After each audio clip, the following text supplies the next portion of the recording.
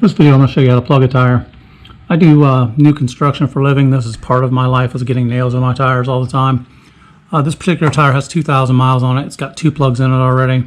Both of them are on the outside edge where they will not repair them.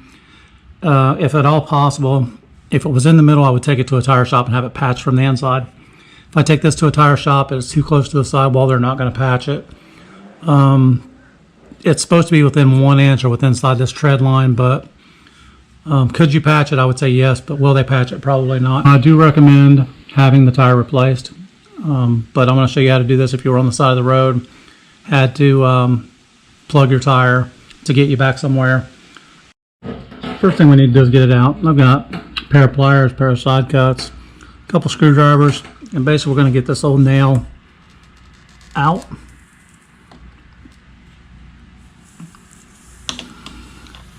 And it's definitely leaking air. I can hear it hissing already. Now I also see the nail went in at an angle. It's not really going to affect the way that I plug it, but so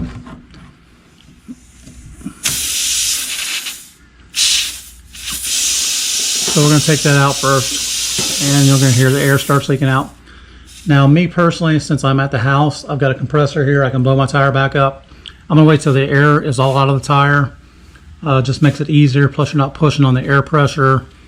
If you're stuck on the side of the road though, you would want to have your kit ready, and basically as soon as you pull that out, start cleaning out the tire. So we're going to clean this old hole out before we put in the plug. Now the air is leaking out, I'm just using this tire tackle kit. I got it at Walmart. There's 3 or 4 different kinds of plug kits. It doesn't really matter which kit you buy, they're all basically the same.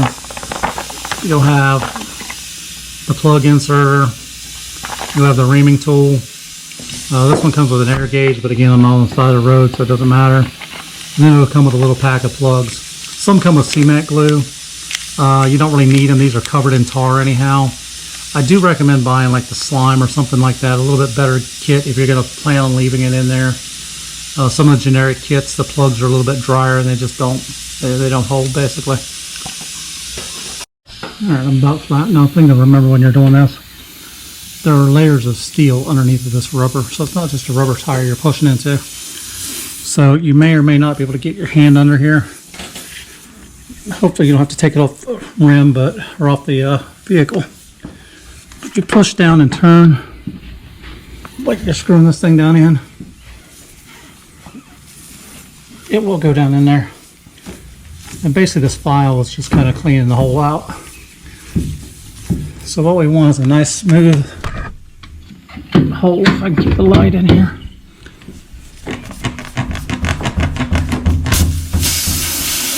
How much more air I got coming out now? You should be able to push that through.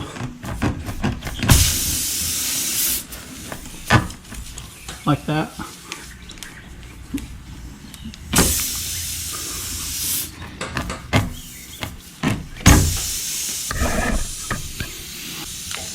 As you can see, these are covered in tar. Covered in tar so they self-seal. If it feels super dry, probably not going to work. Might get you up the side of the road. You got to get this thing in this little tool here. So you got to kind of squash one end down. Like so. It's almost like threading a needle. You want to pull it halfway across. This part can be quite tough. It's the same angle that you were in before. And you need to get that tool all the way down into the tire.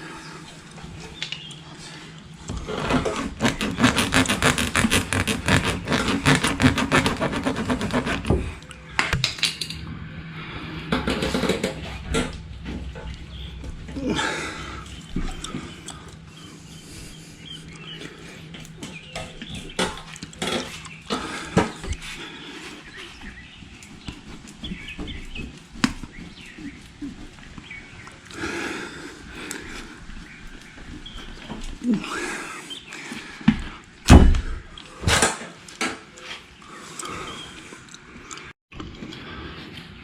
when it comes back out, it should stick together like that.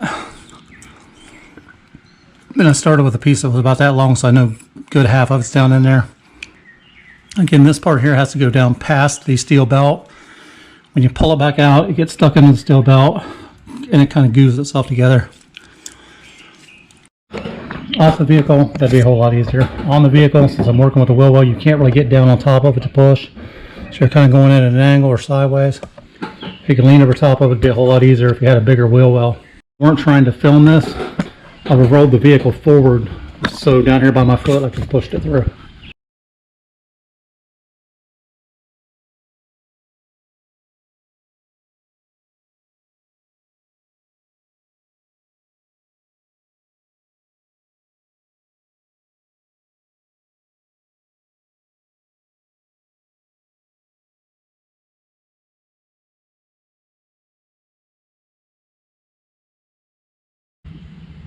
After re-inflating the tire, all I do is a little bit of soapy water. It's just Dawn and water. And pour that on the top. And if it bubbles, you got troubles.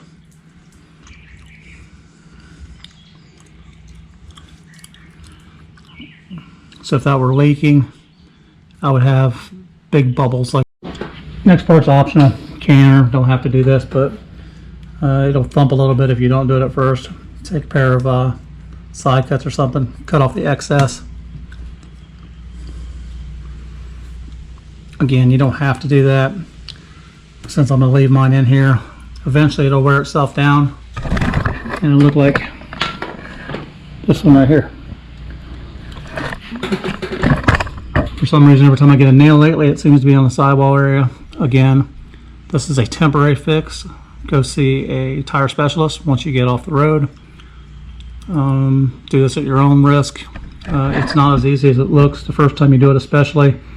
Again, when you're reaming this out, literally reaming it out, there are at least 6, sometimes 8 plies of steel belting in there. So when you're pushing down, it's not just a piece of rubber you're pushing through. You're actually having to push through that steel, and you've got to grind that thing down through there to make a good clean hole.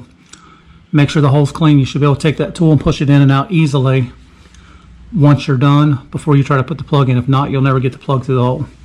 And same thing, if you can get this tire off, you can push down on it harder. It's a whole lot easier.